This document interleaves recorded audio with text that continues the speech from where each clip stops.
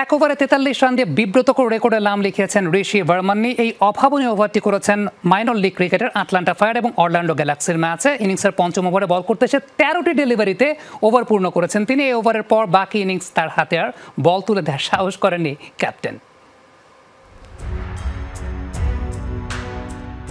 এক ওভারে ৬ ছক্কায় ৩৬ রানের গল্প এখন অনেক পুরনো। ওয়াইড নোবল সহ বাড়তি ডেলিভারি হলে অনেক সময় এর চেয়েও বেশি রানও উঠে যেতে পারে, যেমনটা উঠল ঋষি ভার্মান্নির ওভারে। যুক্তরাষ্ট্রের মাইনর লিগ ক্রিকেটে অভাবনীয় এই ওভার করেছেন তিনি। আটলান্টা ফায়ার ও অরল্যান্ডো গ্যালাক্সির ম্যাচে এক ওভারে ৪৩ রান দিয়ে বিব্রতকর রেকর্ডে নাম লিখিয়েছেন এই বোলার। ডানহাতি এই পেসার বল করতে আসেন ইনিংসের পঞ্চম ওভারে। প্রথম বলেই নো, এরপর ওয়াইড। তৃতীয় ডেলিভারিটি ছক্কায় পরিণত করেন স্টিভেন টেলর, কিন্তু এই বলটিও আম্পায়ারের নো এর সংকেত।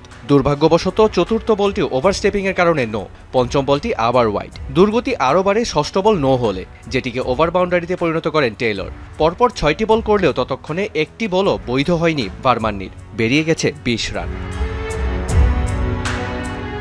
২৬ বছর বয়সী এই পেসারের প্রথম বৈধ বল আসে সপ্তম ডেলিভারি থেকে। তবে এই বলটিও রক্ষা পায়নি ওভার বাউন্ডারি থেকে। পরের ৫ বল করতে অবশ্য বেশি বেগ পেতে হয়নি এই বোলারের। মাঝে একটি নো বলের পর ৪টি বৈধ ডেলিভারিতে শেষ করে নিজের ওভার।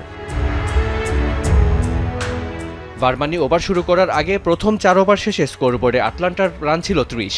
পঞ্চম ওভারে ১৩টি ডেলিভারিতে সম্পন্ন হয় এক ওভার। এই ১৩টি ডেলিভারিতে দিয়েছেন মোট ৪৩ রান। পঞ্চম ওভার শেষে এক লাফে আটলান্টার রান গিয়ে দাঁড়ায় ৭৩। এই ওভারের পর তার হাতে আর বল তুলে দেওয়ার দুঃসাহস করেননি অরল্যান্ডোর অধিনায়ক। রিয়ান রাফতি, যমুনা স্পোর্টস।